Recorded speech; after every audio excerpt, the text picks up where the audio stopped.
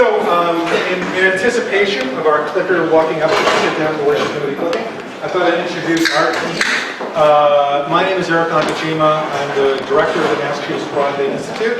I think Monday was not only Patriots Day, but also the 3-month anniversary of my being director of the Mass Broadband Institute. So it's been a real pleasure and a real learning experience. And we have obviously a great deal of work that we both have been doing, as well as also are looking to gear up and engage with you over the next few months, next few weeks, next few months, in the next couple of years. In addition, I'd love for my lovely colleagues to start to introduce themselves. Dave. My name's Dave Chabonneau. I'm the technical director. Just joined MBI, it was like 2 weeks ago, wasn't it? Yes, 2 weeks ago. It's actually going on 8 months now, so I know some of you have met before, but glad to be on board. Elizabeth Copeland, I am MBI Chief of Staff and Council, and I've actually been with MassTech for about 3 years now. Chris Ash, Outreach Manager. I've been with MBI for 5 years. Hopefully many of you already know her Yeah, well. right. I think Brian noises around At least here by somewhere. email. Please hide it somewhere. There it is. There's Brian. And we also have colleagues from us from the Franklin Regional Council of Governments who've been working with us quite a bit in doing outreach. That again, many of you have already met with them or talked to them or heard from them. And we have Sharon Ferry somewhere here. And Jessica Ablett, as well as Joe Martin. And so, Maren Martins. oh, Maren, where are you? Say hello to everyone. Hello, everyone. So don't get the pizza, so it's Part of the thing, I'm not trying to kill for time here. Part of the reason I wanted to, obviously some of the folks are going to be talking, but also I wanted to introduce them because I wanted you to know that we're all available to you, myself and others as well, and we're also work together closely. So if you grab one of us and have a concern or a question or issue that you want to raise, I promise we'll get answered well and quickly. One of the things that, or as best we can, I should say quickly, one of the things that we want to do tonight is get into discussion, questions and answers and things like that as soon as possible, but we also want to give you an update on where we are right now. And so, looking at, we'll scroll up. So this is essentially an agenda for the meeting. Many of you will have, I think, copies of the PowerPoint in front of you. And so the goal really is to engage with you. One of the things I also want to say is that I think we'll have some good information to share with you today. But if there is feedback from you, anybody in the room, so I know some people are with towns and some people aren't, but anybody in the room, if you have feedback and suggestions, we're all ears and want to hear them and want to be able to ensure that if there are things that we can do better in terms of how we're doing things, or advice we can take, that we listen to you, we really absorb that information and try to incorporate it into our work going forward in terms of communication, but also frankly in terms of literally the substance of how we're going to work together so that we can provide state aid and assistance to the work that you're doing to get broadband in your towns. And just to go over it again, I'm going to go quickly through an overview of where we are now, some description of what we view our role in this process is, what we think the town's role in the process is. And also just before we get into the design and construction, which is going to largely focus on the regional fiber network, just really make note of the fact that as we're looking for applications from towns, we've described it, but essentially project concepts and commitments from towns to move forward. There are 3 general ways that we've responded to listening to towns and hearing what they're interested in doing. And one of them is obviously through Wired West, which would undoubtedly be the largest grouping of towns that are moving forward. But we also know that there are other towns who might be interested in moving forward, whether it's with a common network design or individually with enterprise partners, as we're calling it, but essentially it means private company providers, that we also give an avenue for you as towns to apply under those circumstances. And previously, certainly, I don't mean this negatively, but prior to my coming, I certainly feel like there wasn't as much clarity on the landscape about if there was a certain project concept you had, really obviously Wired West, but also if it's not Wired West, how do you proceed? Will the state provide support to you? We want to make it clear that we're happy to support towns in a variety of ways. And then my colleagues, Dave Charbonneau and Elizabeth, are going to follow up in a little bit. So just to go over it, I think this should be hopefully apparent to everyone, but really our objective with the commitment of the state funds is to ensure that we can partner with you to extend last mile service, extend residential and commercial broadband service in your towns. We're obviously concerned that it's a sustainable, state-of-the-art network, and broadband service and high cost. Oh, look, we added that to them. And also make sure that we're also fulfilling another mission that was part of the commitment of funds in the act that was passed last year by the legislature, which is to partner with towns that have existing cable providers, but have substantial gaps in coverage in their towns. And we know that many of your neighboring, maybe your town, or if not your town, then a neighboring town, is in that circumstance as well. Where are we today?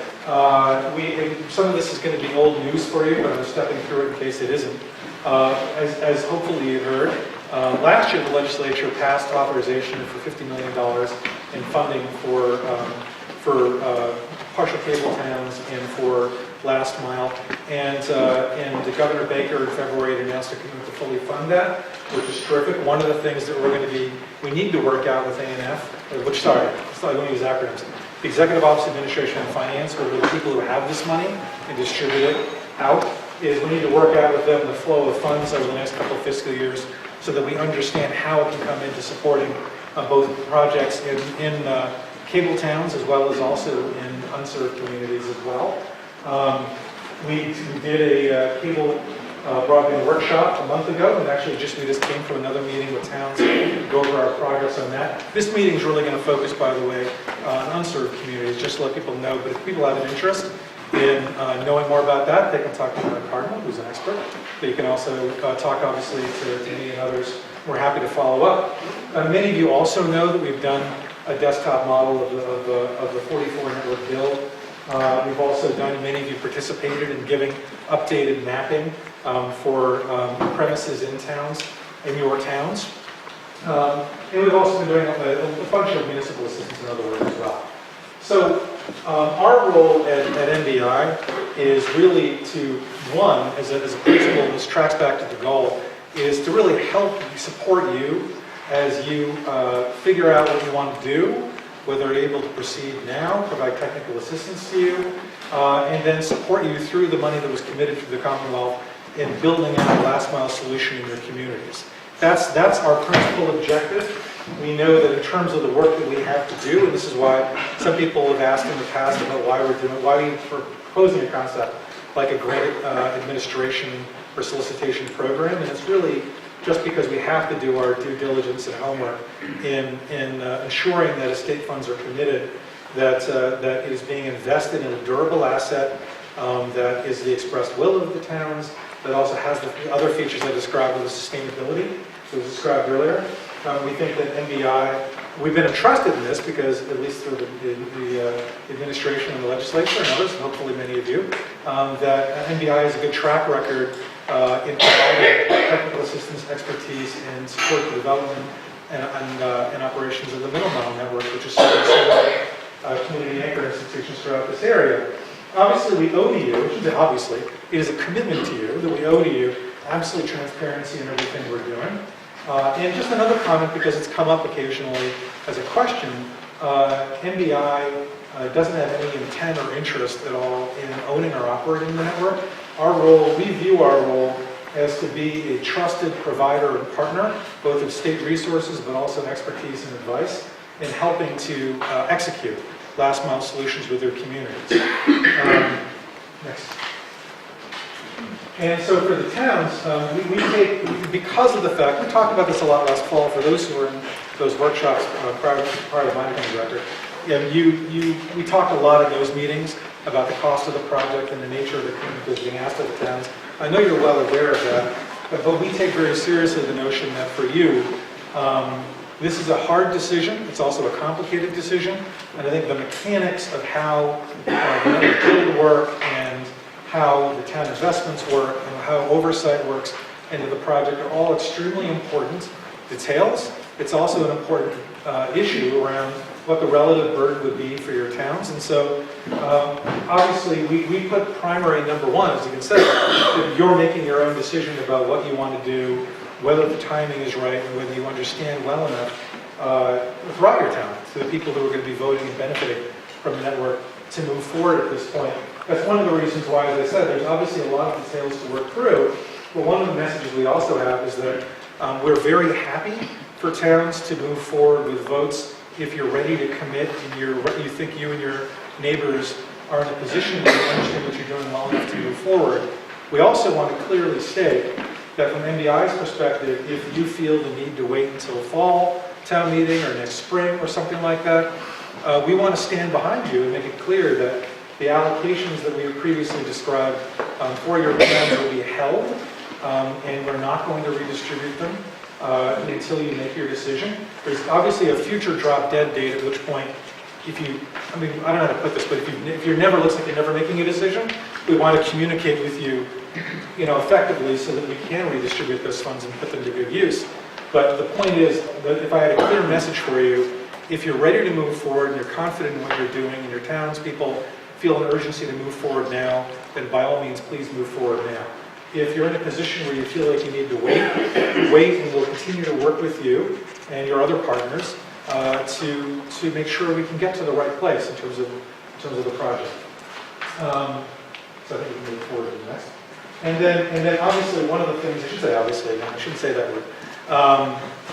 At least from our perspective, there's a clear role for the private sector, principally, I'd say, in first instances, in the design, professional services, they do design and contracting to build the network. There's also some circumstances under which there may be private operators or vendors who are providing service, either for network operations or other services. So we understand that there's a role for the private sector. One of the things that, and this is probably even particularly relevant, relevant for towns that are looking to do some solution on your own, where you're not necessarily doing a broad regional build. That we're just reminding you because we know that there are companies that are going around talking about alternative solutions. Do your homework and due diligence. We're happy to help you as well to think through how you follow, obviously, the appropriate procurement processes and also evaluation of contracts and things like that, so that if you are evaluating those options, that you feel like you have the best advice you need to know what you're getting into and what your town's getting into, and ensuring whether that is really the right solution for you, which is really what I get down to at the end, is saying we're happy to help and looking forward to helping you. Next, please. And with that, I'm going to go back. Eric just came off a 2-hour presentation with Comcast. Good evening, everybody. It's great to be back in the communities. My name's Dave Schiavino again. I'm the technical director for the MBI. A lot of familiar faces. Certainly, it's great to see those people back out. It's almost at a level we're getting groupies here at these meetings. Some of the same folks that are showing up. A lot of the service providers too. They're definitely groupies. Can't shake those folks. But it's nice to see the landscape prettying up out there too. It's much prettier than what we've had to deal with this last winter. I introduced myself originally as working for the MBI over the last 8 months. In reality, I've actually been working with the MBI for almost 3 years. I was part of the owner's project manager working for Tilson Consulting, where we built the middle mile network. So I'm very familiar with the communities, and I've been working in the communities for about 4 years. And for the MBI for about 3. So really what I want to provide you is an overview of some of the program assumptions, walk you through those, walk through some of the design stuff, but most importantly, get right to Q&A as quick as possible as well. So an estimated project cost, $112 to $119 million. So those numbers keep shifting depending on who you're talking to. If you talk to Wired West, you get a different number. Their numbers are based on 32 towns. Our project is based on 45 communities, right? 45 towns. So that range right there has been projected as far as the allocation that we've given out to the communities at 112. We like to put up 119. I keep trying to get more money out of Eric, so I like to leave that range up there and give myself some wiggle room. In general, the way the models will continue to emphasize this fact that everything that was built here around these assumptions was based on a desktop model. No engineers went out and surveyed the communities. No contractors were hired to do design work. What it was, consultants working behind the scenes with industry knowledge to build models. and 4 different consulting companies worked on those models, as well as Tilson Communications, the one that I came from. So in that model, there were no contingencies built. A guy that does construction projects for a living, that worries me, and anybody that does any construction, I'm sure that is concerning to you as well. So that range that we talk about and address around that first bullet is something that we're continuing to look at and trying to figure out what that means as we move forward. There have been talks about it. It's a do not exceed project at a level even the state has said. I think it's something that, but there are going to be cost overruns, and we have to collectively figure out how to address that. I talked about the desktop modeling. The model is based on a GPON fiber to the prem. So GPON, gigabit passive optical network. A lot of people are out there talking about active Ethernet.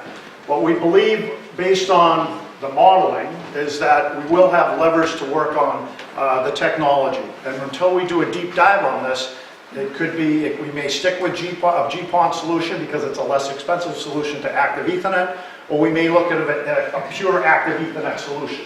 What's the difference between the two?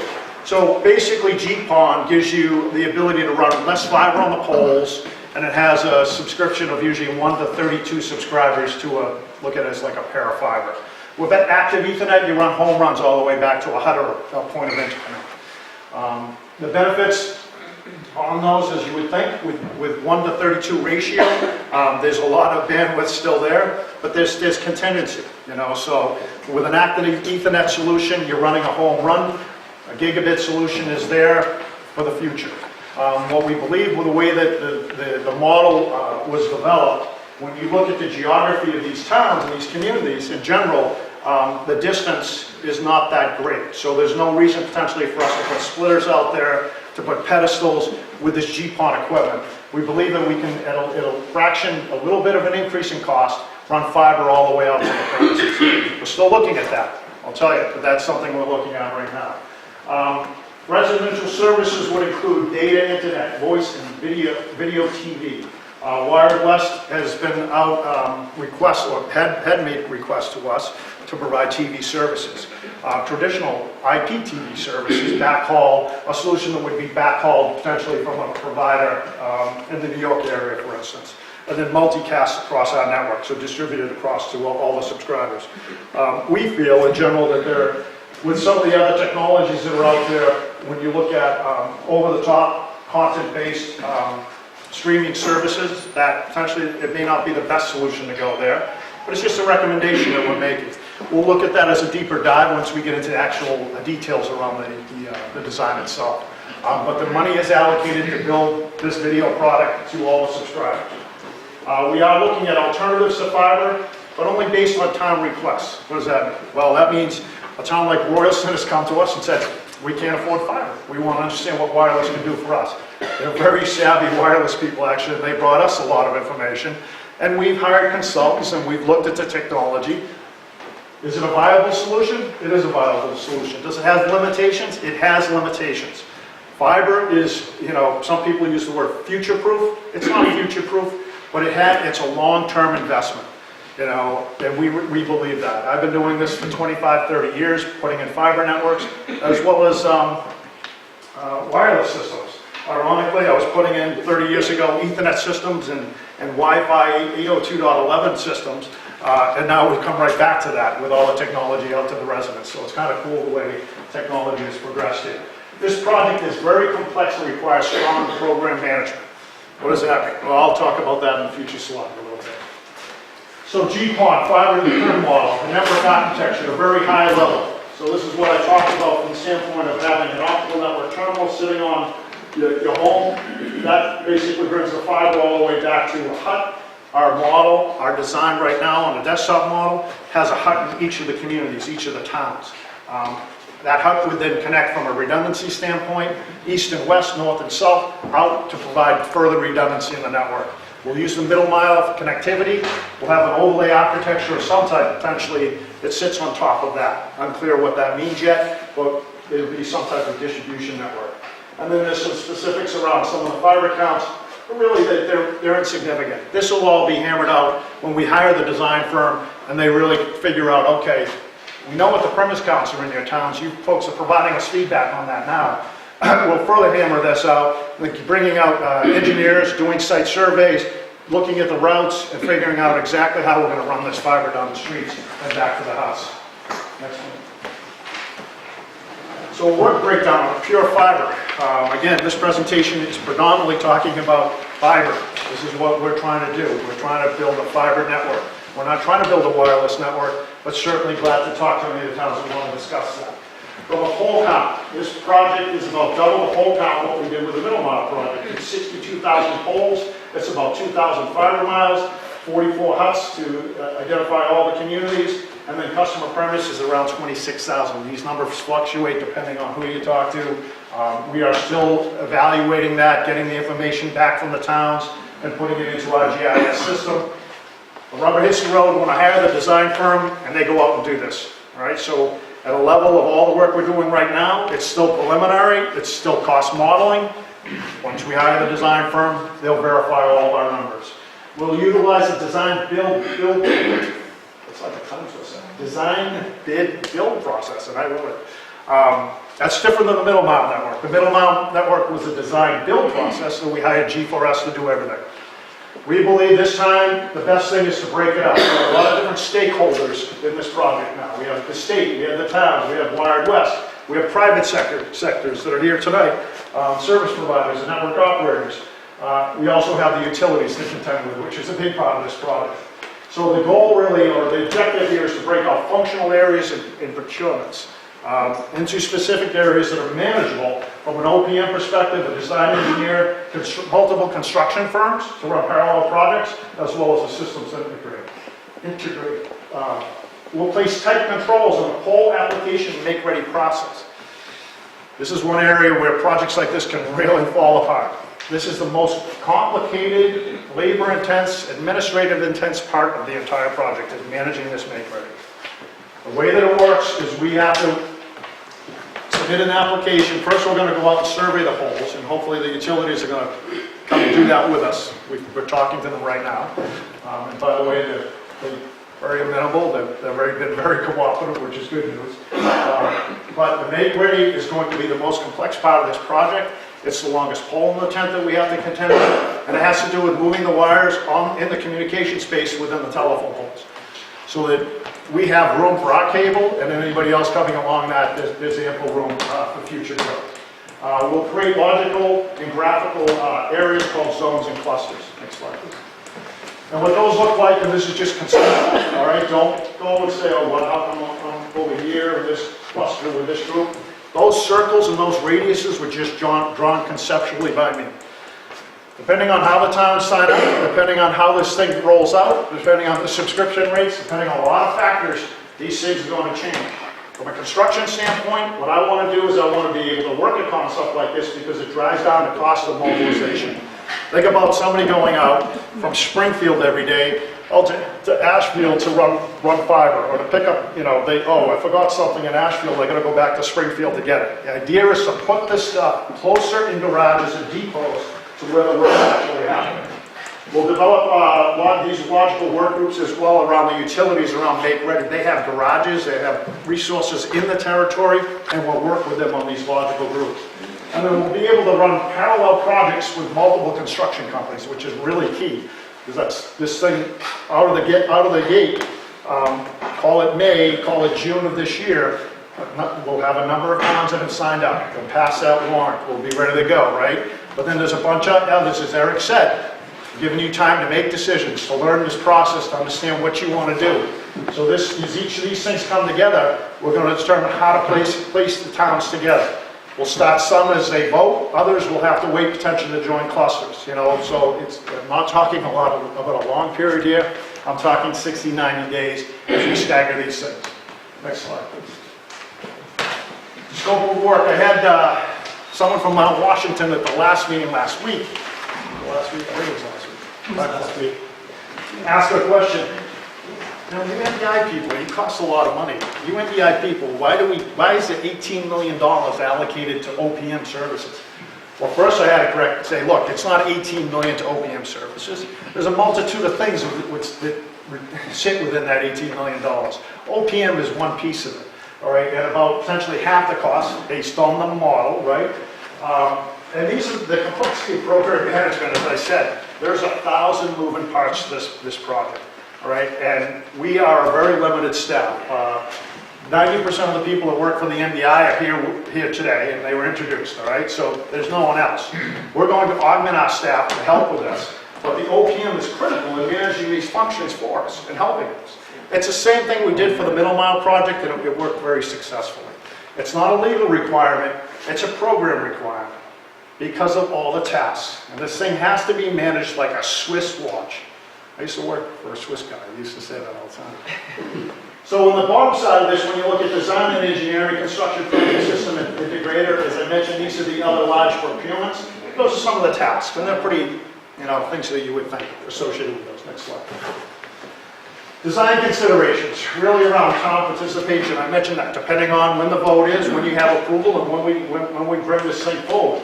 We need to hammer out the premise count, and you'll give us your feedback on that. We have data points already. That information will be packaged up as we put procurements together for construction firms, OPM firms, design engineering firms.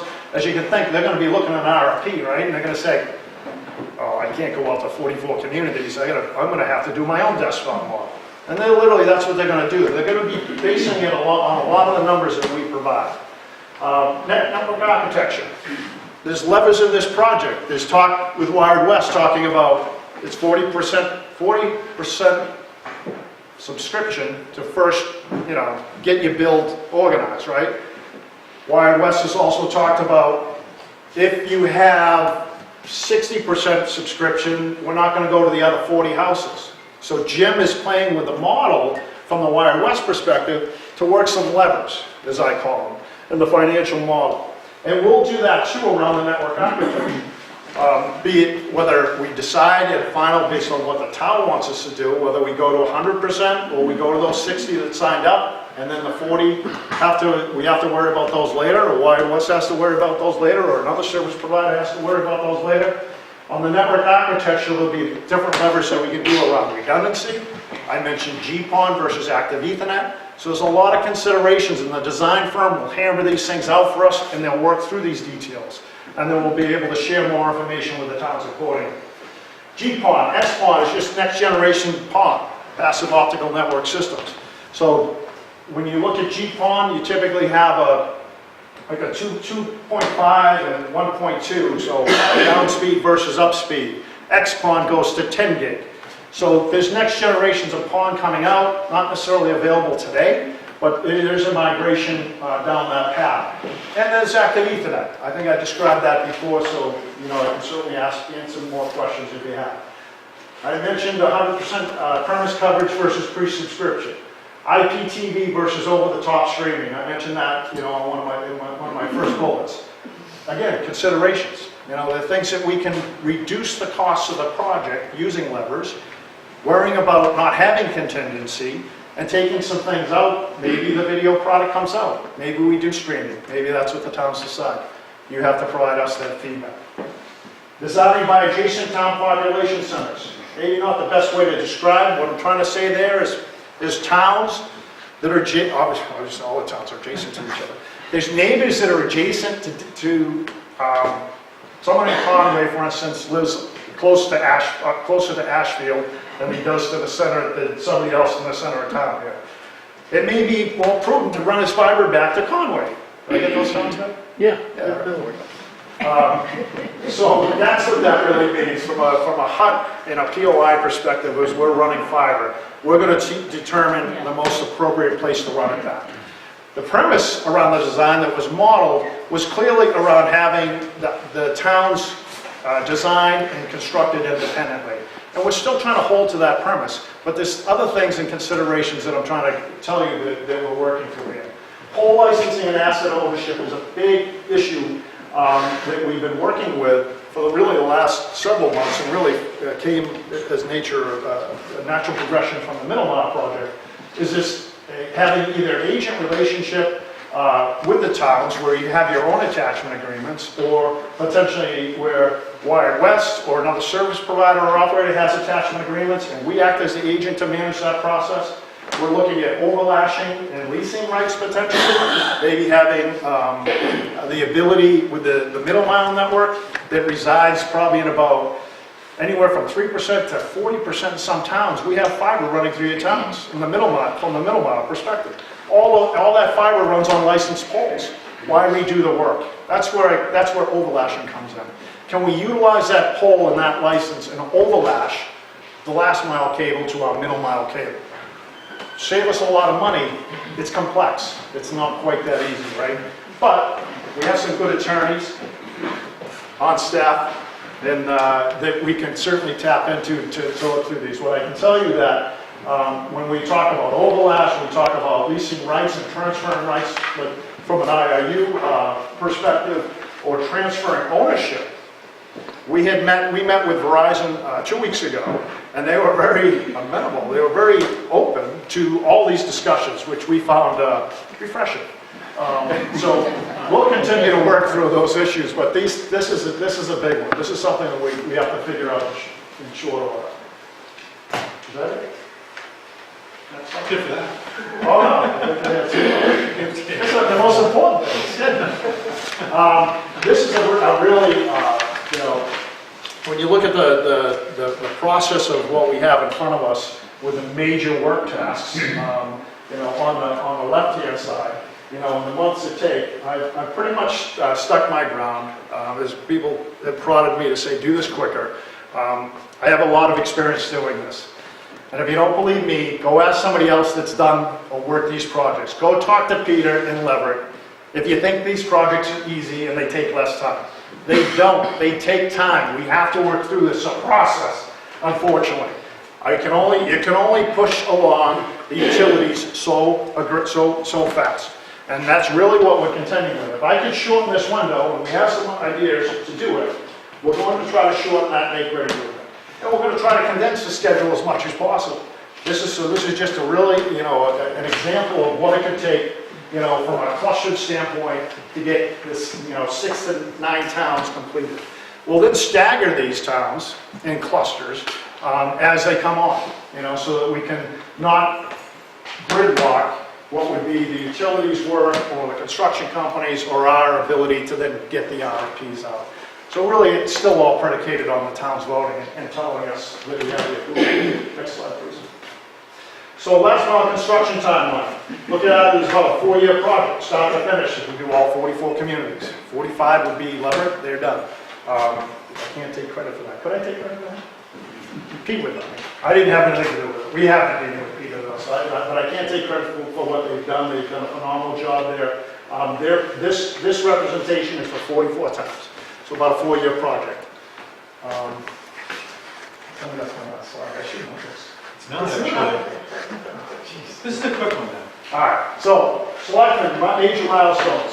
These guys, everybody has seen this before. The board, we did a select board resolution. You gave us all that information back in December. We're now in the process of town meeting approves bond debt. They're out talking to the citizens, the voters, establishing the warrants and getting their 2/3 vote. So that'll be on a rolling process through summer of next year. Owner's project manager, the goal, the RFP is ready to send out. The contracts are ready around an OPM. So we'll be sending those out really prior to the kickoff of the summer. However, we are a state agency. It takes some time to work through the contracts and the paperwork once we pick that OPM. So look at summer of 2015 and having that person on board, as well as the engineering firm hired. Preliminary design pole surveys, they start in the fall of 2015.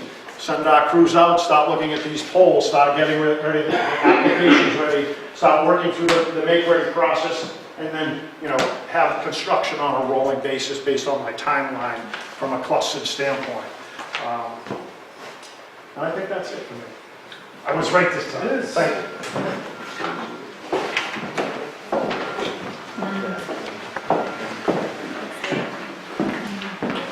Hello, I'm Elizabeth Copeland, I mentioned before, I am MBI Chief of Staff and Counsel, and I'm here today to talk about the grant process. We're going to use the grant process in order to disperse the $40 million that we have, and there are a couple reasons why. So people are always like, oh, you're using a grant process, why? So one of the most important, of course, probably all important, but process transparency. We want to make sure that we engage all of the communities equally. We also want to make sure that we document the process by which we're dispersing those funds, and that is auditable, that's the word. If someone comes along eventually and wants to say, hey, why'd you do it this way? Why'd you give those funds to this person? What was the process that you used? We will have that process. We also want to make sure that it's consistent and it's equal across the towns. So we want to make sure that I'm asking Glenn the same questions that I'm asking someone else, right? So that we have a way that we are engaging with each of the towns. So it's a back and forth process. And it is, again, it's consistent and it shows equality across all the towns. We also have a fiduciary responsibility as the stewards of the state funds to make sure that we manage these funds in a responsible way with the utmost care. It's what we've been charged to do by the legislature and the governor. So, you may ask, who is eligible for to apply for these funds? Well, it's the towns, individual towns. It could be a group of towns that come together. It could be an MLP. It could be a group of MLPs, or it could be an MLP cooperative. So, I think Jim Draw might be here. I just saw him. Jim, where did he go? No, not Jim. Steve's here.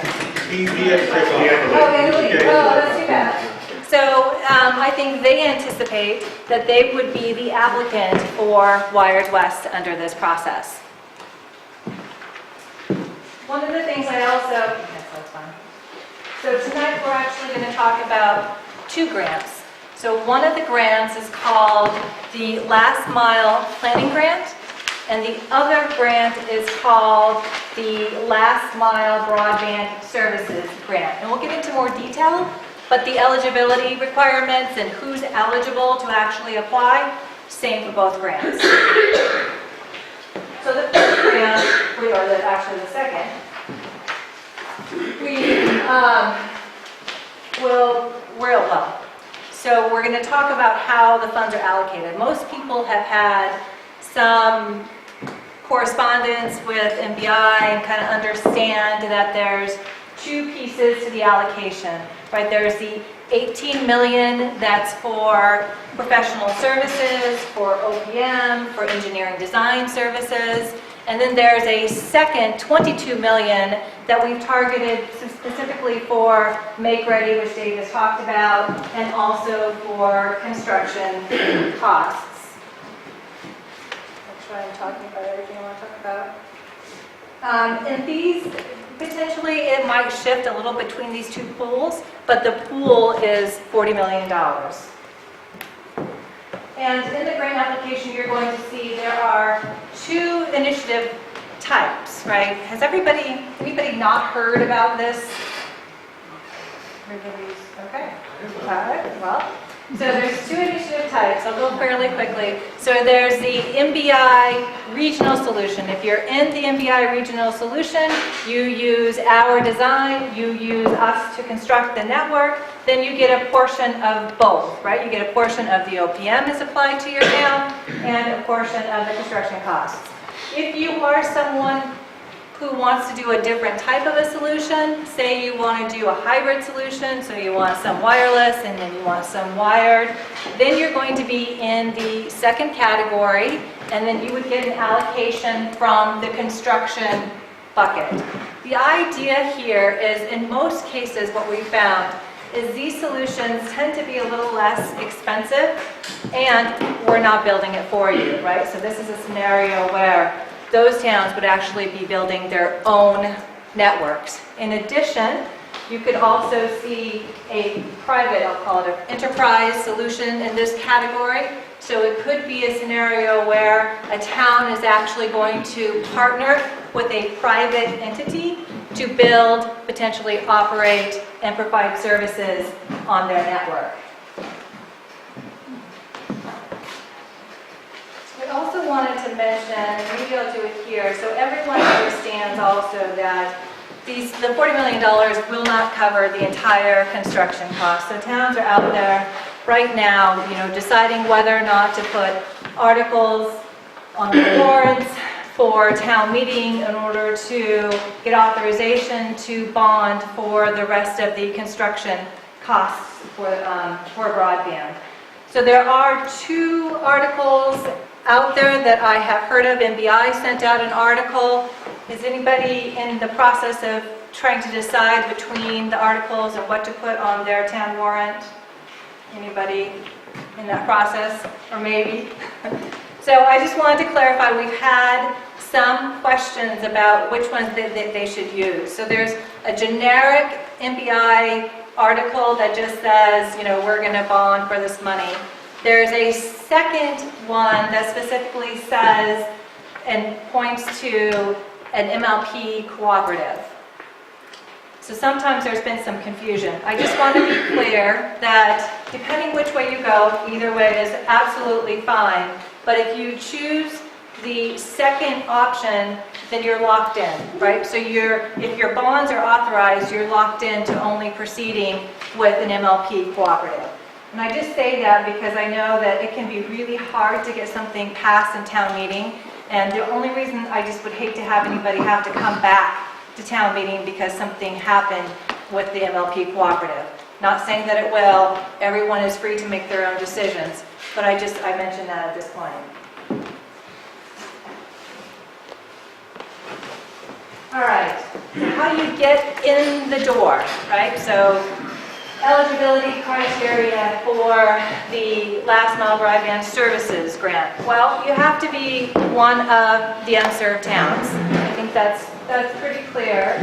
You also have to be proposing a last mile deployment project to provide affordable high-speed broadband.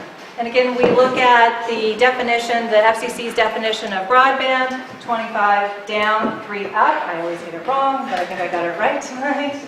And then also we're going to look at, you have to be able to demonstrate, the capacity to operate and maintain the network, or you have to be able to demonstrate that you have a plan for doing so. That could include that you're going to hire that out and someone else is going to do it. And last, you have to be able to demonstrate a commitment to the town funds for the cost of the project after you receive the actual cost for construction. What I'm trying to say here is basically sustainability. We just want to make sure that whatever investment that the state is making, that it'll be around for a while and it will be operating for a while. So I'm going to stop here. Anybody have any questions? Yeah, definitely. Proposed last mile deployment project, high-speed broadband access. There aren't a whole lot of options to get above 25 megabits without being in fiber. Are you saying that basically the only thing that we can do is fiber? So that's, no, well. The only thing we can do is get the eligible. So as I understand it, and I appreciate the feedback, but as I understand it, there are some solutions, Dave, correct me if I'm wrong, that will reach those numbers. We've been Dave, I answer the question to you as So, the answer is no. It's not just full fiber solutions. I think if we leave Is it it 25 megabit solutions? no. Okay. So what we've put in the criteria is, so this is where it becomes very challenging for us, all right, from the state perspective, is we want the towns to tell us first, what do you want? And the towns, in some cases, coming back to us, say, well, what are you talking about? What is fiber? What's wireless? We don't know the difference. You tell us. And we're glad to share that information with you. As I said, we've hired consultants for Royal stuff. We've hired consultants to start looking at Middlefield. Those are communities that have looked at it on a wireless or a hybrid wireless solution. With what they're looking at, their solutions should provide a 25.3. They should meet these requirements. However, there are some solutions out there, traditional WISP services, wireless internet service providers that are operating out there, are traditionally running between 3 meg and 10 meg. So they are lower than this requirement, but it's something that you need to fit, it's got a short, you need to fill out the grant, you need to tell us what you want, we need to evaluate that. Right. It's as simple as that. And what I'll say is this is a good opportunity to get feedback, right? Specifically, it's not a done deal, right? So we're here to get your feedback, to get your input, to get your involvement, and yeah, lots of questions already. Follow-up question to the first Yes. one. Is 100% coverage required? If the town says, doing 100% is impossible for us, in case you don't know it, I'm from Holly, we are the most expensive Yeah. per individual. It isn't going to fly in its current format for us, but we'd sure like to get something. Right. And as the people in town are saying, a Ford or a Chevy will do fine, we don't need a Cadillac or a Mercedes. No, Don't need to do 100%, we You've do. got to sell that, though. right. You've got to sell that to your townspeople, Right. not us. So We it's- don't I have understand- a requirement that understand you do 100%.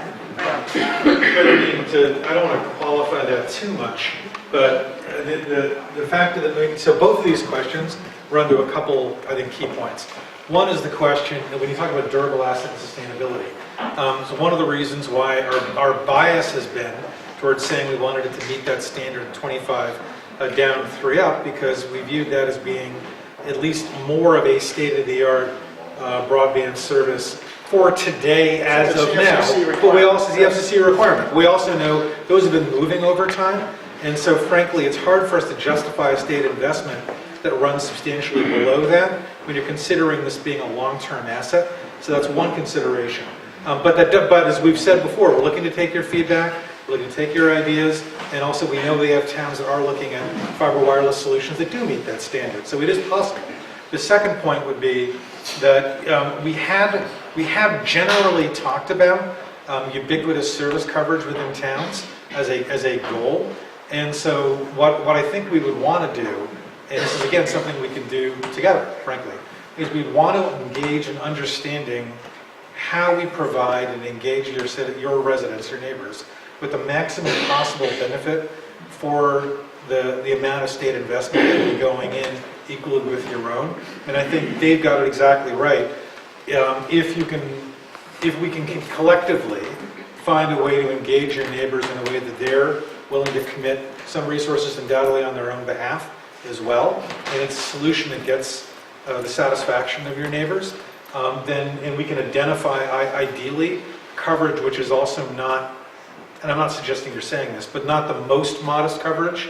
So a small solution would probably be unsatisfying, but my guess is it'd be unsatisfying for your neighbors as well. So I think there's still a principle involved about how we're trying to engage in this, but I think it's worth a dialogue on that. So I apologize for it. Why don't you try to finish, and then we'll come back.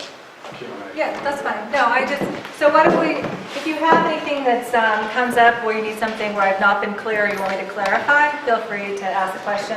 And then otherwise, if you can hold questions to the end, I guess I was just getting to.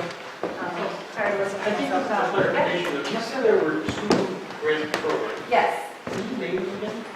the last mile broadband services grant solicitation. It's a lot of words, but it's going to be on the next slide. You want to go to the next slide? There you go. Services, the obviously didn't this one. And the second one is the other slide, is the last mile broadband planning grant solicitation. So this is the first grant that we're going to talk about. So I'm going to talk about the structure of the grant itself, just the way I think about things. So the first, when you see the grant, right, the front end of it basically talks about the overall eligibility criteria, talks about the different scenarios. So you're either kind of in scenario 1 where you're going with the regional design, so you get allocations from both, or you're in scenario 2 and you would get an allocation of the construction costs. Then it goes into detail, and there's an application. So the first part of the application is the introduction. It's who you are. So name, address, email, how do we get in contact with you? It also specifically asks, are you doing the MBI 123 regional design? If you are, check the box and move to section 3. So it's very simple. If you're not, it's a little more complex. It's going to ask about the actual technical infrastructure itself, what you're planning on doing. Then in the next section, section 2, which is called Approach to the Project Implementation, it's going to start to ask the details. Are you doing procurements? What is your budget? Who is your project team? What are their qualifications? What is your build schedule? So it's going to ask all of those very detailed questions. Then if you go to section 3, again, when we get to section 3, we're going to have to check the box. Do you need MBI to help you with an operator? If so, check the box. We are anticipating that if we have enough towns checking that box, that we might do some type of joint RFP or RFI in order to help you obtain a network operator. And if you're not, or you already have an operator selected, for example, you've selected Wired West, then we're going to ask you some questions. Who is your operator? Are they going to maintain the system? What are their qualifications? Those types of questions. Okay? We're going to go through the same thing when we get to the service provider, right? So there's then, in the same section, like you drop down, and it's like, do you have a service provider? If not, check the box if you want MBI to help you with that. And again, potentially we could go out and do some type of an RFP or an RFI in order to understand who's out there in the field and who might be appropriate for the town. So, yeah, is that clarification? This is kind of, every town has to do this that wants to participate, even if they're part of the Wired West? No. Okay, so we're part of Wired West Cooperative, they're handling our grant. Absolutely. Okay, so we're going to because you do that. mentioned about picking Wired West, so that threw me. Oh, I apologize, I misspoke then. Okay, that's, So Wired West could do that for, right, so if you, yes, they could do that for everyone. Yeah, absolutely. So let's be clear, Wired West could apply on behalf of the 32 or 15 or however many towns are going with Wired West. And then Wired West would need to still fill out, okay, we're going to operate it, we're going to maintain it. We are either going out to do a procurement process for those services, or we ourselves are going to do it, and then they need to, talk about qualifications and budgets and all of that. Okay, is that clear? Same thing with the service provider. Okay, so again, if you've checked, you want MBI to help with these things, then you drop directly down to legal compliance and authority, unless you're going to be operating it yourself and such. All right. So in that particular section, there's kind of 4 areas to note. So if you're a town, there's a question like, who are you? But if you're some other entity like a Wired West, it's provide your organization documents, provide your bylaws, tell us a little bit about what the structure of your organization is. Secondly, we're going to ask for any types of agreements. So for example, I heard that Wired West is going to work with their 32 towns and have each of these towns sign an agreement with Wired West as to the flow of money and other things. So MBI, before we administer, or depends on how we're doing the funds, but we'll get there, would like to see those agreements from those towns. The third part that we're also going to ask for is, let me make sure I'm writing here. A certification as to ownership. So if a town, as long as the town wants to own their infrastructure, we're pretty much all set, or an MLP. But what happens when the towns want to transfer ownership to another entity?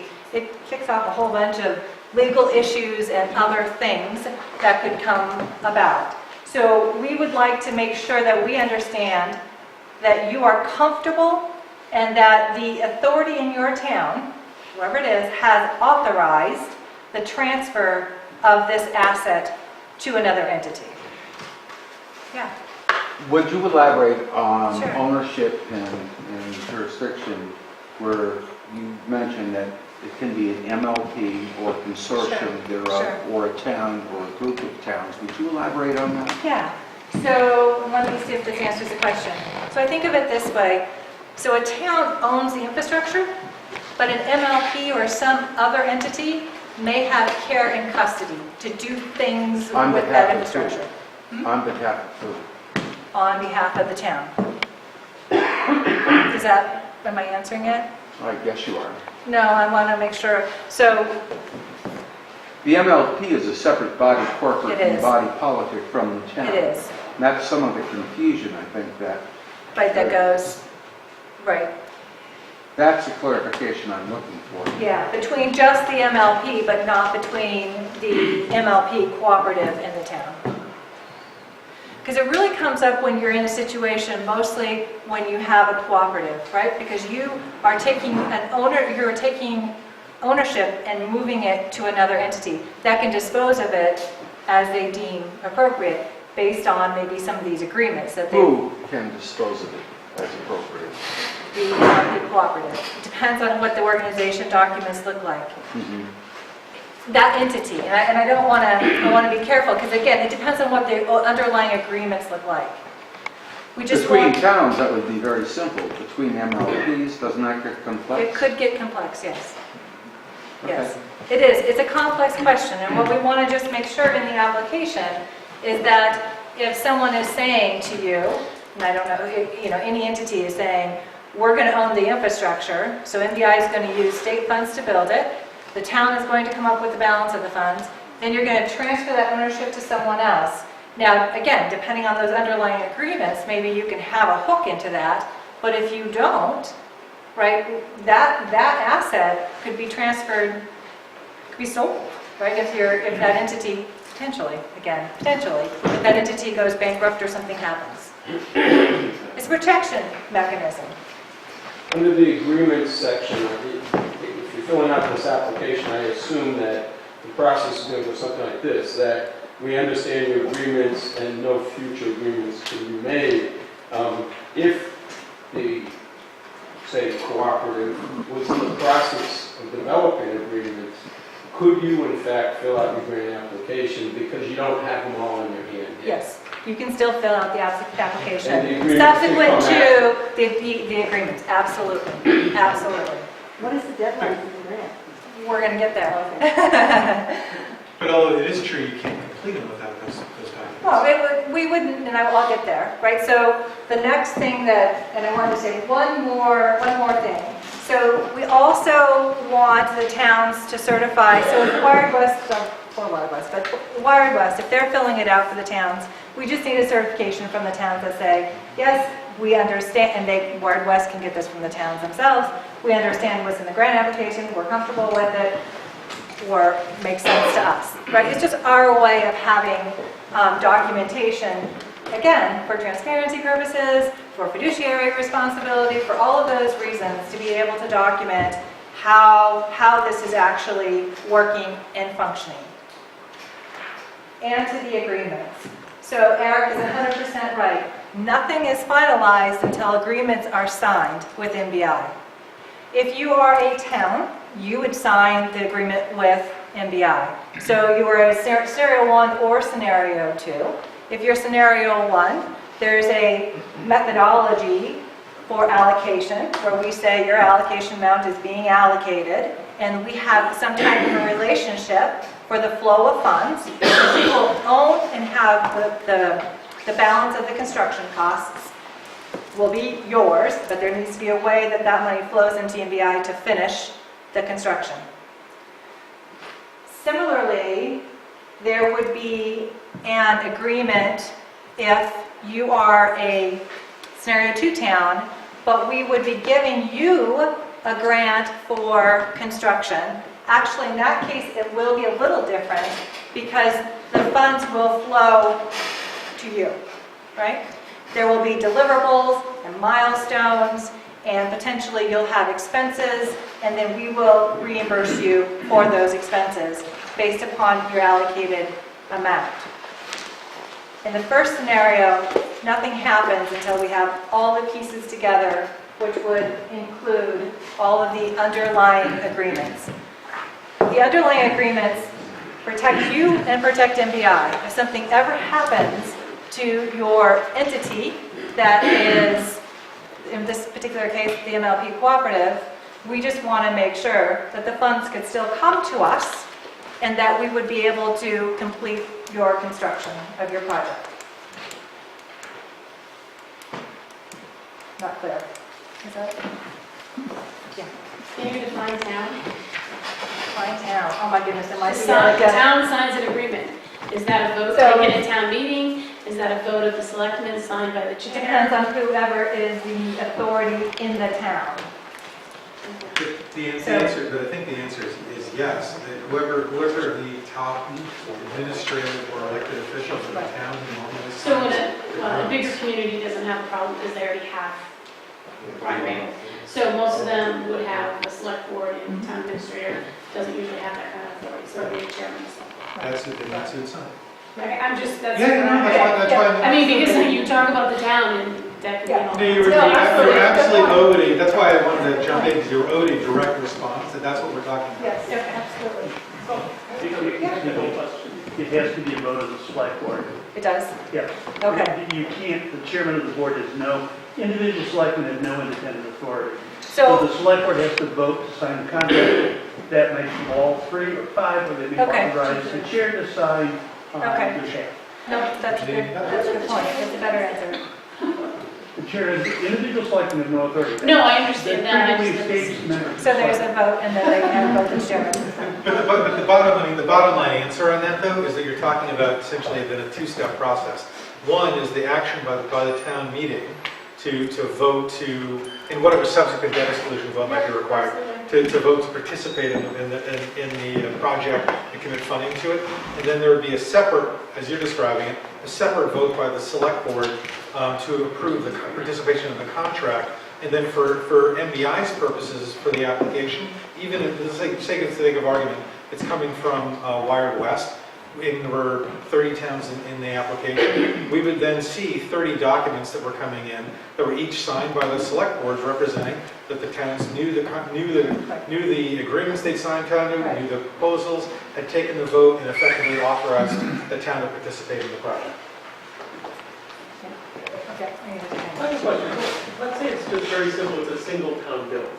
Yes. Who owns the asset, the MLP of the town? You know, that's a good question. I want to go back and check because it's, you know, I talked to Pierre and Leverett and I think they've kind of, it's unclear. But I think it ultimately resides with the town, but I want to go back and check that. So I owe you that because I think it's, I have a related question. I thought maybe you had the answer. No, I have a related question. Can the MLP give profits back to the town if the MLP owns the... If they choose to. If they choose to. Okay. But they're not required to, which is interesting because that means the town cannot go after the assets in the MLP. Just a little clarification. Yes. When this gentleman asked a question about ownership, the way Wired West has explained ownership is each member town that goes forward with it owns it cooperatively. So they don't necessarily, They own a part of the whole, they don't own their own. that's correct, but there is ownership. And I think that the answer was a little bit Yeah, that would be interesting to kind of tease that apart, and I'm not sure I can do it right here, but I think Oh, no. there is a difference. I'll let A you part of the whole investigate. is different than, right, whole, you know, you own your house Well, I mean, jointly with your one wife. of the things that go along with that potentially, is decision making. Right, Right. So, more clarity on that. Right. And I guess it's just important that we understand, right? So we understand the relationship. That's really all I was trying to get at. I wasn't trying to, I wasn't suggesting you're trying to do anything, yeah, what I was trying right, to suggest was that the answer was not clear enough. And I don't think it. okay, Oh, indeed, the That's fair. question is that's fair. decision-making by the town or the MLP or consortium thereof, towns or MLPs. That's critical. Right. Okay, good point. That's, I mean, that is critical, but I mean, if you look at the alternative models of potential ownership, and as you were describing it, one model of ownership is of a collective, cooperative of cooperatives model, which is essentially what Wired West is talking about, in which there'd be common ownership by the towns of the asset, and decision making, let's understand it correctly, would be exercised by the board of directors of that cooperative, of the towns having shares, essentially, and voting shares in that larger cooperative, as opposed to having ownership over a specific tangible asset individually, each time individually. And I think part of the point we were making on this was simply that I think as a practical matter, a town could own an asset themselves, even if in fact they then convey effective ownership rights through some sort of licensing agreement to another entity. They could also alienate ownership of that asset to a collective body and have essentially collective management or ownership over that asset through a board of directors. I think the tricky thing is also how you do, I mean, part of the point I'd make on this, because this is something that we're talking about relative to the application, is we're not actually trying to tell the towns what to do in this regard. I agree with you, there are important questions to work through about if you're an individual town and you have an MLP, how do you organize that? What's the relationship there? What's the relationship between private vendors? If you're part of Wired West, similarly, there's also a lot to work through in terms of understanding what your town MLP rights are, what your voting rights, what your obligations are. Those are all really important questions. The venue for many of those questions, in fact, would be within Wired West, actually, if you're thinking of joining them. And then similarly, if you're not thinking of joining them or you're looking for alternatives, then we can help you with that, but that's where the question around further technical assistance, which actually is what we're about to get to, can come in, right? Right. Awesome. The planning grant? Yes, So now we sit down. absolutely. So, yeah, so, Well, wouldn't it be essential for a town to retain ownership, direct ownership of the assets for the purpose of issuing bonds? Wouldn't bondholders object to the town perhaps deeding off or in some way delegating some other entity to own the assets? so we MBI have talked to outside counsel, outside bond counsel specifically, and they have said the Wired West model, they didn't see an issue with it.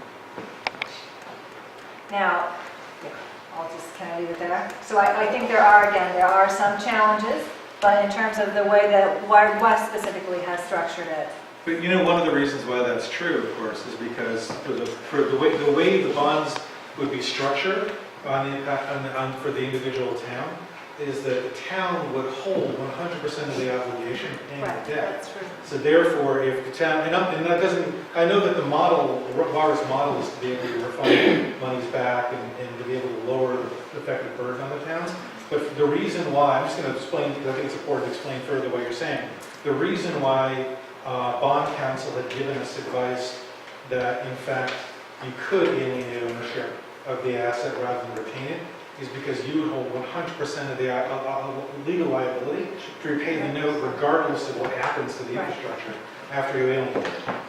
And that's a very good point. So it is always with the towns that they will need to pay back. Doesn't it make sense from a clarity and simplicity point of view that the asset be owned 100% by the town and then assigned for a portion of time to Wired West, so that it's very definable, whereas if you're going with Wired West from the beginning, it's an undivided interest in Wired West, which could be difficult to untangle later. So I'll leave that up to towns to decide and to contemplate. I think that is the question. And I'm going to talk now about what we might be able to do to help provide some resources for towns to engage with consultants, legal, otherwise, in order to figure this out. Elizabeth, maybe because I'm seeing hands, why don't you step through the, I mean, I know you were going to anyways, but I'm saying more for the audience's benefit. Yes. Why don't we step, this is the last slide. I know. Let's step through the So last slide, excited. then we'll Well, we jump have to into get to questions timing further. too, so we can't forget timing. All right. So again, the same eligible applicants. We have here MLP cooperative. That means that the MLP could apply for the 32 towns. I want to make sure that was said. So what we've decided to do is we've decided to have up to $5,000 per town. This application is going to be much more streamlined, much more simple. Basically, you say, I'm a town, I'm an MLP, I'm applying for these funds. You can use these funds for several different things. You can use them for planning. You could use them to fill out the application itself, and that would mean that you have hired a resource to help you do so.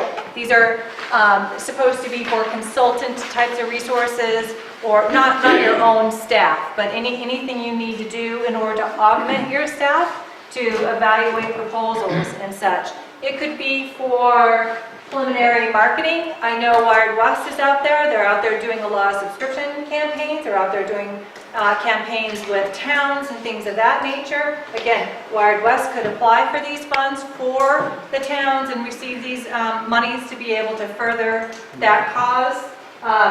Again, feasibility, we talked a little bit about sustainability, so you could hire financial people to come in, accountants to come in, people to evaluate in this solution or this project to verify that it is the right thing for you. It is okay if you don't go forward with the project. This is money for you to be able to determine whether or not you want to. We do ask that you use this money in looking at this particular project to determine whether or not it is the right thing for you, but it does not require you to go forward. We will ask for invoices. It will be in a reimbursement process is what we're thinking of right now. So if you have legal counsel, outside counsel that you're working with, you can use people, consultants that you currently know about to fund them to analyze your project. Yeah. Yes, sir. If I can go back to your application process, the preceding slide, it struck me as you described bullets 2 and 3 in particular under the application heading, that there was a box to check for each of those that suggested a town might wish to avail itself of the services or support of MBI. Yes. If those boxes were checked, what would happen? Would somebody from MBI come out and talk to the town and walk us through what apparently is a very complex process? Yes. Or is this something that would supplant perhaps the work of Wired West? I don't quite understand. What do you mean supplant Wired West? No, I mean, we would work with the towns. If you ask us to come out and work with you, we would absolutely come out and work with you. We actually are also contemplating maybe doing some finance types of workshops or things like that, maybe to come in the future, I think we've talked about. So yes, it would just, it's a way to document. I know some towns have called and we've been out to talk to towns, but it's just a way to document that process for us. So yes, we would absolutely come out and chat with you. And help us fill in the detail that you're looking for, let's say, with all the project Yeah, I mean, information? we're happy to answer questions, but if it is simply, is this the right project for us? We would hope that you would avail yourselves of the $5,000 and be able to go out and get an independent resource that could help you either fill out the application or kind of vet this project and make sure it's the right one for you, or both. That's actually, I think, a really key point, because I think that when you look at the bullets there, the description of the bullets there, it's easy to assume that what we're proposing is if for whatever reason, it could be any reason, you want to go it on your own, then all of a sudden you and a couple of your colleagues who are on the broadband committee are going to be sitting in a room somewhere with a laptop answering all sorts of complicated questions that Dave Charbonneau has spent years developing the expertise to be able to fill out. And in reality, our assumption has been, which is based really on the fact that there are other towns that have come to us saying that they already are engaging with private sector partners to potentially build out a network in their towns. In some cases, the towns have already funded on their own, engineering and design, preliminary design essentially, that frankly answer almost all the questions that are on the application already. And so the reality is, I would suspect, except for under, I don't even know the circumstances this occur under, but I'd imagine that if a town were moving forward in that regard, what they would be doing is they'd be engaging, and maybe we might seek our assistance in engaging a company that would help them answer these questions on their own behalf. You can also use these funds. I know some towns are considering engagements with private entities. You could use these funds to review contracts, things of that nature. Again, it's to be used for you to further your broadband initiative, whatever that happens to be. Yeah. Do you want me to do the timeline and we can open it up for questions, or is it on this particular grant? I think it's on this. It's on the planning grant. It's on the Okay. $5,000. Yeah, sure. We're currently part of Wired West, but we may not be able to stay with Wired West by the time the town gets around to voting. Can they use up our $5,000 if they apply while we're still part of it, and then we don't have anything to do with it? If you authorize them to, yes. Okay, but we would have to authorize. Yes. Okay. Sorry, I didn't mean to laugh. I apologize for laughing. No one, exactly what you just said. It's kind of, so if you're part of Wired West, and Wired West is seeking to get technical assistance grants, your town would authorize them to borrow, to take this money on their behalf, to do joint planning exercise. If you choose not to do that, then you can reserve the right to receive it otherwise. Okay, good. And again, this has the same certification process. It's a little less onerous because it's just simply, we want the funds to go to Wired West. We're comfortable with that. All right, the grant timing. Next slide. This is the actual last slide. All right, so we're shooting for mid-May. We want both of these grants to be open and rolling, which means that I will have an initial deadline, because the process is these grants, these applications will come in. We may convene groups either internally or potentially with external partners if we have to review a technical requirement or some such thing. So we'll probably end up, after the first tranche that comes in, we'll probably after that have, we'll only review them maybe every quarter or monthly. It kind of depends on how many we get in at any one time. But I don't want anybody to feel like, there's a deadline, I don't get it in, I'm out. That is not the case. They are open, they are rolling as long as the funds are out there and they're available, in which I think Eric has mentioned. They will be open and available to folks at least until summer of 2016, and potentially past that as well, depending on your circumstance. Now I'll open up for questions. How's that? Yes, ma'am. I have several actually, but I'll start with one.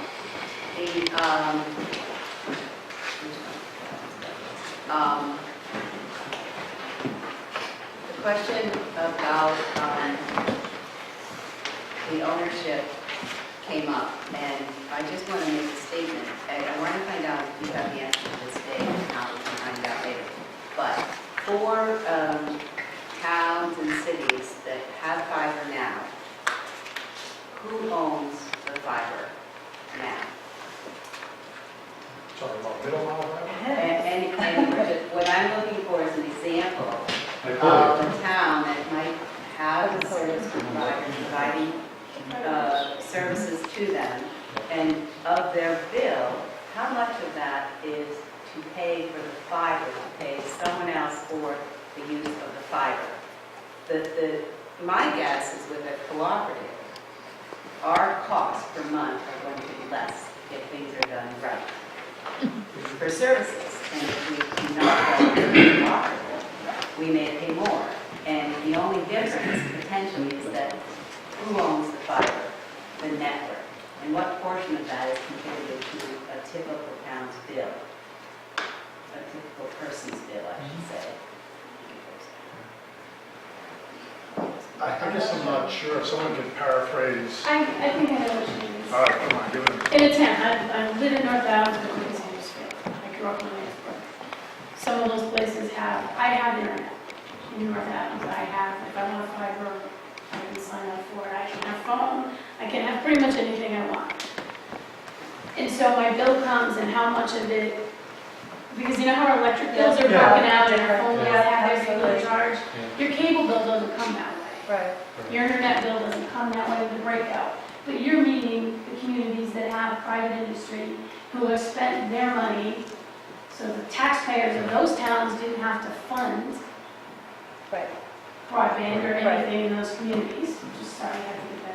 So I think that, yeah, I think That's that, what I'm talking about, right? That cost. and I think that's the key distinction, because I think that so the community is thinking of going essentially the Leverett model or direction of all sorts of model.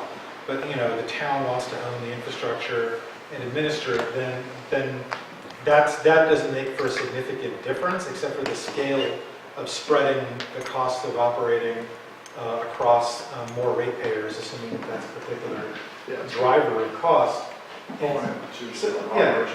So in that circumstance, there may not be a substantial difference in the costs, but that's where it's apples and apples, where it's public and public essentially, through either cooperative MLPs or an individual MLP. On the enterprise side, this is your thing, man.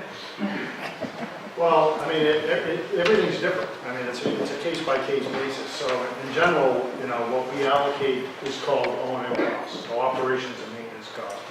And typically, that's an assessment that is for maintenance of the fiber system. And I think that's what you're asking, right? Is what does it cost to maintain that system? And then what am I charged? In Leverage case, I think they're charging their subscribers an extra, is it $20 or $30? Actually, $49.95, it would be Lever MLP line access charge. Okay. So Lever is $323,000 a year is the MLP operating budget. That's divided by 12, divided by the number of subscribers. It works out to be a little bit less than $49. So that's a monthly subscription on top of their, And that covers the operating of the MLP network. But that's not the cost of the actual network. is that how you're trying to direct it? Well, I'm just trying to get an idea of if our service is going to be $49, we have that information from Wild West. How is that going to compare to our offering from another non-cooperative service provider? Is So it they're going gonna- to be 3 they're gonna times? be less. I mean, Yeah, no, that's dead on. They're going to contend with the same things. They're going to have to come in, and as an operator, they're going to have to hire resources to maintain that cable. And there's going to be a charge for it. It's called O&M services. I don't know, we haven't looked at the Wired West model, operating model. It's not our job to, right? We're the CapEx people. We manage the project side of it. So, It's not yet. I mean, at the point there's an application to say that it's standard, then we'll want to take a look at it. Part of the question is a regional network, is the OpEx going to be less for a regional network than it would be for a single town doing it by itself? And we don't know. It also, there are other, that's, yes. If I could address that, if I could address that issue, an ISP. Can you identify just who you are? Just so folks know? Sure. Your name, though. I'm Bill Stathis, I work for Crocker Communications. Any ISP that's been in business for a while already has thousands of customers. Those economies of scale that are available to a co-op that have to be built don't exist yet. They have to go out and get it. Already exist for an ISP network operator who have thousands of customers over which they spread their operating costs and their base salaries for their employees and their network operations center. So the notion that an co-op is automatically going to have an advantage over a private sector ISP, I don't think is valid, because that ISP already has those economies of scale built into their existing customer But I don't base. think that was clear with that. He was asking more from a regional model standpoint. So I can speak to that. I'm Matt Crocker from Crocker Communications. On the leverage models specifically, and you can call Peter Dorico and he'll be more than happy to send you their financial. A significant portion of their operating costs are legally bound by the MLP. They have to get their depreciation recovery, they have to get a certain insurance, and the insurance is based on the number of fiber miles and road miles. So as the network grows, the insurance grows. Is it linear? I don't know. But the of that $323,000, almost half of it is an electronic replacement fund, because every 7 years they're going to do a refresh.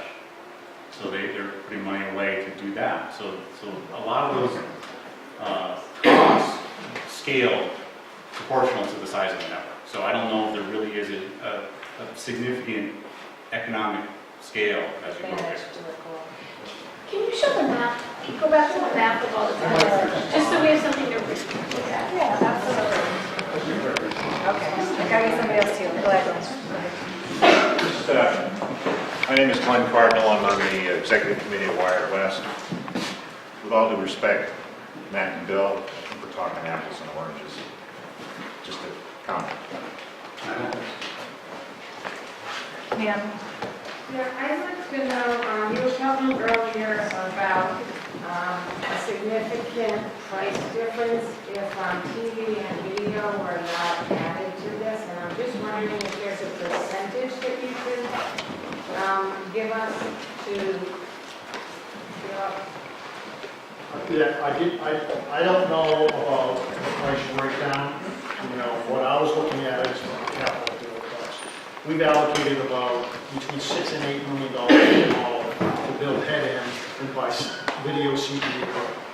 So if I can defer or utilize that money for other build costs as well as contingency, you know, kind of create some runway for us on this project, that's what I was describing it as. But the answer then on that side is you said 6 to 8 million potential. Is it what? You said the answer to the question is the $6 to $8 million potential. Okay. I think we talked about 7, right in there. Sure.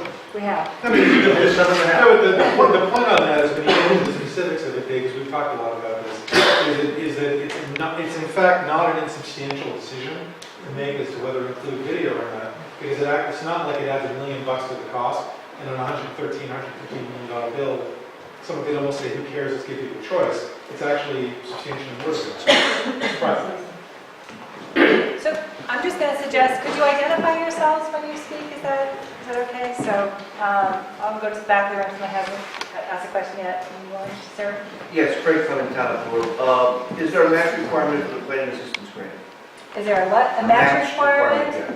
That's a good point. We've toyed with that type internally a bit.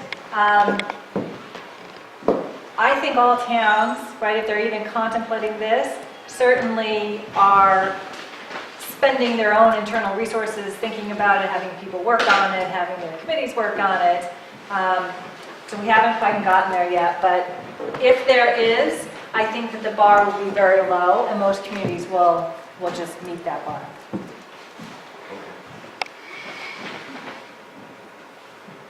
Ron Kohler from the Select Board in Ashfield.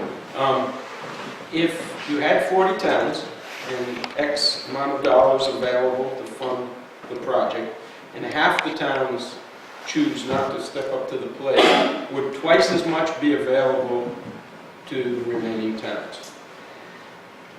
The answer is not yet and not now, right? So we are going to have funds available for the towns. We are going to hold these funds. So we may at some future point in down the road, maybe at the point where we decide to reallocate the funds if no other towns come forward. But at this point, we're holding firm to holding these funds for each individual town. No, I mean, it's funny actually, because I totally agree, and I really don't want to muddy that message at all, because I have been a member of a town meeting, granted it's the town of Amherst. I don't know if that's a good thing or a bad thing, but well, we can talk about it. We can argue things for weeks in the town of Amherst. So I know what a tough town meeting is like, and I'm involved in some votes where, in fact, we didn't get the 2/3 majority votes on things that were considered to be very passionately supported in our town. The fire station is one of them in South Amherst, and so I know this is a really tough vote to take. And the towns also are going to, whether it's figuratively or literally, they're going to own this infrastructure and service generationally. And they're certainly going to own the debt that they take on generationally. And so it's really critical, I think, for MBI to send a singular and clear message that we want you to be comfortable with your decision, comfortable with your vote, and if you need to take more time to make that decision, take more time to make that decision. And if there's another message that we've tried to send today as well, it's that we're here to help.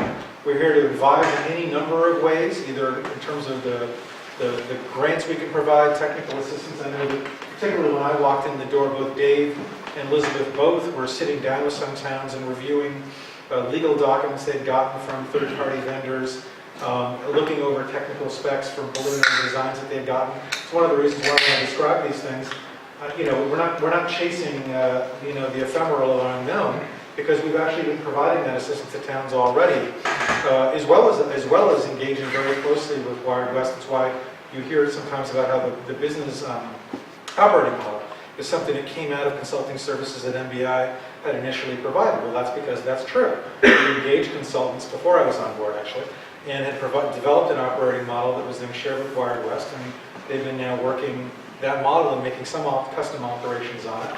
But the point is, we're here to help. We're here to support you and work with you for your decisions. And I mean, there is definitely a time point in the future in which we want to efficiently and prudently reallocate resources if they're not being used. But that's not the message I'm here to send today. It's that we're here to help you, we're here to work with you, and if it takes time, we're here to help. We're here. So you were talking about comfort and wanting us all to be comfortable. So sure. One thing I want to share is something that I'm not comfortable with in the grant application. Sure. And that's the following. So there's the two tracks, right? If the town wants to go and be very independent and do its own solution, then it's very bottom up. The town comes to MBI, this is what we think will work in our town, these are the particulars, here's how we want to do it, we'll drive the process, and you come in and help us. However, if we want to go to the other track, we think we need regional scale to make things work. Suddenly, it feels like the shoe's on the other foot. MBI is going to decide, is it GPON or active Ethernet? MBI is going to decide, how certain construction can be done that might affect the operation or the value of the asset 20 years from now. And it feels like it flips all of a sudden at that point. The town is no longer in control, even though the town's putting up 2/3 of the money. Okay, So help me get comfortable. Two things on that, and they're actually separable items in this regard. So we anticipate that we'll get a significant number of towns coming in through their participation and membership in Wired West. And for those towns, that sort of ends up becoming sort of not exactly a project in itself, but the point is you're working with a broad spectrum of towns and parties engaging collectively under that umbrella and meeting with them to engage on that project. We also anticipate that there could be towns that don't yet know who their network operator or ISP is, but they still think that fiber to the premise is the right solution.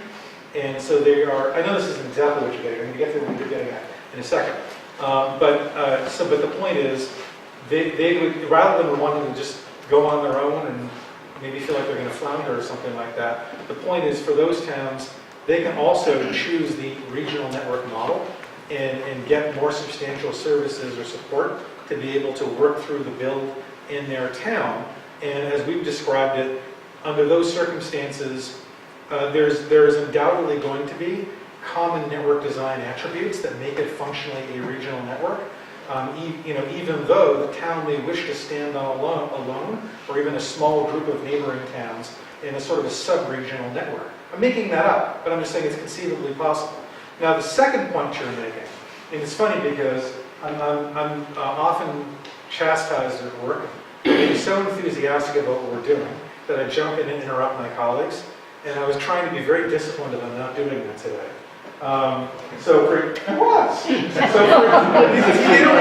even believe me. This is my point. They don't even believe me. And so the point is, when Dave was talking about design, this slide about all the design questions, I almost interrupted him and say, "Jeepers, Dave, could you talk for a little bit about how we're actually going to do this? Because you keep saying we and us and we and us and we and us, and that can create a mistaken impression that the we is MBI, the us is the state, and effectively for want of a better way of phrasing it, you're going to pay all the bills, and we're going to make all the decisions, and then you're going to own the network and the operations and all the risk associated with it, and good luck to you, right? And one, that is absolutely not what we're intending, doing, or wanting to do, or are going to do. And I admit that there are details that need to be worked out, but let me explain to you a couple of reasons why I'm telling you for a fact we are not going to do it that way. One, there is no way on earth we're going to be able to work together with you paying periodic invoices, this is whether it's through Wired West or not, and pay periodic invoices and regular invoices, deal with the vagaries of construction, where it's hard to do the make-ready work and we're slowed down, the crews are pulled away because, hey, guess what, every year there's a hurricane season, and it turns out every year crews end up going off to North Carolina or someplace else to help out, and it slows down the progress of the work we're doing. Every year that happens, and yet every year we're surprised, oh gosh, we've slowed down, it looks like we're not on schedule anymore. The reality is, and I'm being very serious about this, I can't rely on you to pay your share of the construction costs unless you are fully engaged, fully participating in the decisions that are being made around your project, and that you have a felt and real ownership over the project. So not only in the end is this an asset that you own, whether it's collectively or singularly, but also you have to be engaged. So frankly, if there's some design attribute that needs to be changed, or if there is, and I know Dave tried, he didn't hammer this, but he talked about this, the possibility that there could in fact be unanticipated cost increases, well, what does that mean? What that means is, frankly, if we can't value engineer that cost out of existence, that means there's a possibility we're going to come back to you under the terms of this contract, and we're going to say to you, gosh, it looks like your town has to contribute X more amount of money, $20,000, $25,000, $100,000 more. And if we can't figure out an alternative solution, that's where we'd be. Now, I personally know there's no way you as towns are ever going to put up with that, and there's no way you're ever going to get your select boards or town meetings to vote to do anything on this project, either now or in the future as we're going through this project, unless you have a clear, real, I say felt ownership, but I'm not trying to be slick. I don't mean it like it's felt ownership, but it's not true. I mean unless you're fully engaged. Now, I would agree, and Glenn might say this because he's been involved in all these conversations, that we have owed a better and stronger articulation about how we're planning on engaging the Wired West board through Wired West, or towns individually, to ensure we can provide appropriate oversight, guidance, management, visibility into issues of the design, all the questions that Dave was raising earlier that are critical, as well as also to the entire management of the project. The things we are balancing, actively balancing in our conversations internally so we can come forward with ideas, engage you, engage Wired West in working this thing out, is that, as Dave would describe it, because he has many times to me, there is a virtue to having a well-organized and managed process for doing design, management, poll surveys and licensing, and all those things that come with a more centralized program of operations. And so there's a virtue around that comes from his years of experience working and building networks like this, and it makes sense to us and it resonates to us. If you were asking me, as a guy who came from working in economic development in government, what the most appropriate and sensible way of doing things, and when I work with towns, and I have in the past, that is the model that people are most comfortable with, well, I work with colleagues and worked on programs that did the MassWorks grants, for example, if you're familiar with them, and those are town-by-town basis. You get an application, the project is managed and contracted by the town, grant money goes out to the towns based on invoices, very similar to the Type 2 project we're talking about here. And there's an elegance around that, even if they're design standards and other things, there's an elegance to that frankly sounds simple, it sounds straightforward. For towns, it's something that they're familiar with, if they've been involved in those projects, they're comfortable with in terms of how they explain it to their select board and their town meetings. But I'm being very transparent when I say the challenge for us is we're trying to ensure that we have sort of the benefits and elegance of having an ability to pool towns, and also similarly the transparency and oversight. And obviously we understand that the Wired West board, for those towns who are going that direction, we can readily work out making sure there's control and insight and oversight of that process. And I think we can get there in general for individual towns, and you erode that, frankly. You erode those answers. I guess the one word I didn't hear you use in all of that is input. Is there a way to actually provide input, not just oversight? Well, earlier you did say that. Okay, you did, I missed it. Earlier, and with that, I'm going to sit down. Let's answer this question. There you go, Dave. This is a complicated question. Dave Weaver, Colorado Broadway Committee. Yeah, thanks for sending that information to us. I got a couple of questions for you. So, you said there's no contingency built into the not to exceed number that you were given the town. So we used that number for our warrant article. Why, and contingency is usually 25 to 30%. Why didn't we put contingencies into that? I'm really going to turn this back to you. Yeah. I shouldn't have. You should have, shouldn't you? There's really not a good reason, honestly. It was something that was modeled, and I think when we had these consultants working on it, everybody kind of looked at the models, everybody kind of looked at what was put into the models, and said, okay, and I mentioned this notion on leverage. We always felt that, all right, maybe it's not 45 towns. Maybe it ends up being something smaller. So then there's enough money from that perspective, right? So there's all these things that were going to change the dynamics of the project as we started to look at the model. And frankly, I think we overlooked the fact that there was no contingency. So, And I think but it's real. It's real. And at this point, we don't have more money to put into it. And we don't either. You don't either. So something's going to have to give. And the biggest problem with contingency on this network, as I said, from a construction standpoint, is around make rate. It has the most variable cost. So if you look at from a pole perspective, we modeled and benchmarked from the Middle Mile project, it costs us about $600 per pole for make rate. Leverett came in around $420, I think, last time I talked to Peter. So there's great fluctuations in the way this, and Eric alluded to this a little bit, is that it's a process. And what we're trying to do is we're trying to refine what he called value engineering. What I call is our experience in dealing with the utilities, making it a better process. We sat down with them, and our notion is to go out with them on these surveys. And each pole becomes a negotiation around a make-ready cost. So we're going to put some money up front. We would spend it anyways on the survey, but we're going to work with them as much as arm in arm, shoulder in shoulder to try to reduce that cost and control this.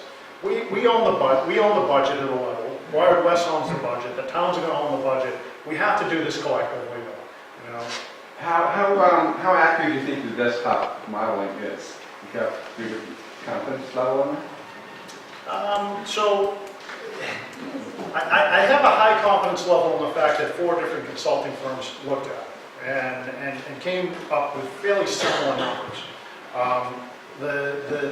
The issue that I have in the model is one was contingency was left out, clearly, you know, that's a big one. And then there's assumptions that are made, and we've looked at those assumptions, and some of them, you know, they play out, like if I talk to Jim Draw in Wired West, some of the assumptions that were made from one of the consultants with Cartesian was around the age of the poles. And what they did was they looked at the town census information, they looked at the age of the homes, and then they determined by the age of the homes, the age of the poles that are in those communities. And they extrapolated a low, medium, and high range based on, well, if it's 100 if the homes are 100 years old in that community, the poles must be 100 years old. And I'm making this up at some level, right? But that's what extrapolated out into this low, medium, high on maybe we need to replace those poles. You know, it's one way to do it. It's one way to do it. But I believe, you know, talking to Jim and talking to a lot of the communities and understanding that, you know, a lot of the utility companies have been out. There's been major storms that have hit the areas. A lot of poles have been replaced. So there's some areas there that I see hope. You know, I'll say that we should be able to come in with a budget. But I won't know because it's a desktop model. Yeah. I live with reality. I want RFPs to go out. I want these contracts to come back, and I want to be able to say, what's your cost estimate? You know, what do you see, you know, construction company X, Y, Z, you know, that it's going to cost me to run fiber down, you know, the center of, you know, the town, you know, and then verify, start to look at some of those numbers against the model. You Okay. So that's kind of the And the next plan step. is still to spend the MBI money first? Is that?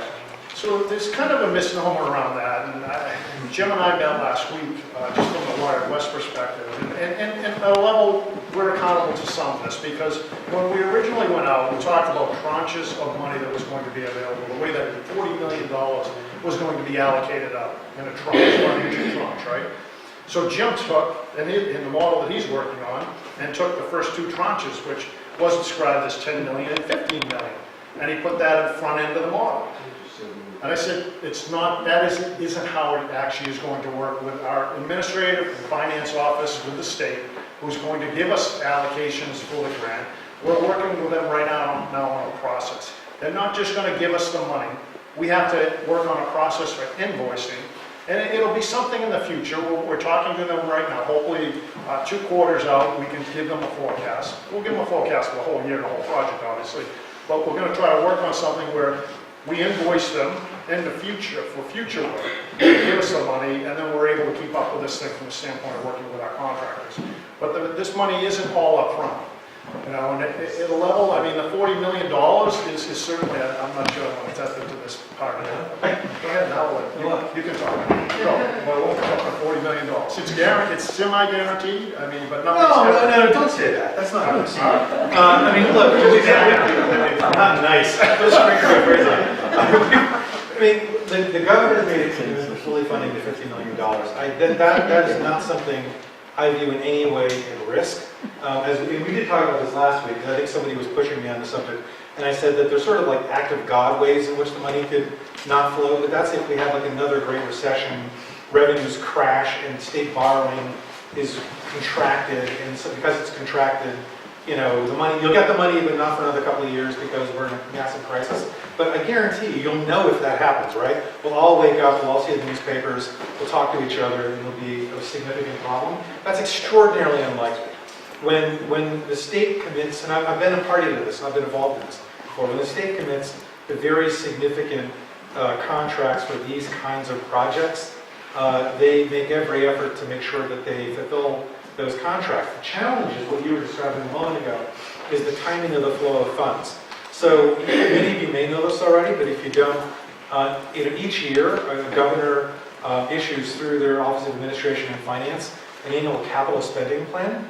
And typically those spending plans have a multi-year component. They'll take line items or projects out a few fiscal years, and you can see what the anticipated spend is for multiple years. And so what we talked to the previous administration, we talked to their Administration and Finance Office, and they had really raised this concept of issuing the money in tranches of $10 million here at once, then $15 million there at once, and forward funding the project and a significant amount of upfront capital into the project. As it turns out, that mechanism was never translated into an agreement that was executable. And in fact, where we are now, we went back to the Administration and Finance, the Baker administration, they essentially asked us to do the status quo means of drawing down resources, which is providing invoices, periodic invoices, that have a best and quarter look forward on what we anticipate our draw to be. We still are anticipating that we can come to an agreement around what the overall global spend is per fiscal year, which is really part of the question that was being asked around what's the overall amount that we can anticipate going into the project, and how does that work into the model to ensure that we can defray the costs of borrowing of the towns individually. And frankly, that's something that we're going to have to work out, because if you're familiar with this process, you already know that as the capital budget's put together, it's being done literally across every capital line item of expenditure that's done in state government. And so, for example, if there's a particular area of stress in the budget where the governor or others feel there needs to be a priority of spending, then other areas can get money, but not, like the difference between 13 million and 15 million could be meaningful to us, but less meaningful to them. And we want to make sure we can engage to get them to work. That's, again, a longer answer than we anticipated. Oh, I thought that one was much better. The numbers we got from Joe and Jim are still, I mean, Colorado only has to pay $4,000 the first year, $8,000 the second. We don't have to come up with serious money for like year 4. Is the financials that we all got from Joe and Jim? Is that still true or not? I think what we'll do is we'll review the application when it comes in. So You know, when you're talking to a lot of Can I people just in our say town, something? it's Just refer to my spreadsheet. Yeah, sure. My name is Joe Marcarian. I'm with. You're the Joe Jim. I am. Oh, that's right. And yes, that's true. We have put together an analysis that anticipated, made certain assumptions going forward, which are somewhat nominal costs in the first couple of years. That was based on the towns being asked to produce 25% of their total contribution. That may or may not be accurate now. If it's, I don't get the sense that the towns are going to be asked to pony up all of their contribution in year one. No. Or maybe even half, so 25% may still be accurate. But even if it's not, even if it's 50%, that's 50% at 0.45% interest or 0.7% interest. It's pretty still, it's going to be short money. It's going to say double what your analysis was. So I wouldn't be concerned about how much money you have to pay out. It's still going to be a manageable amount. I anticipate that the towns are still going to borrow notes in the first couple of years at the very least. So, I wouldn't be worried about that upfront cost. But just for further clarity, we've got to do this one.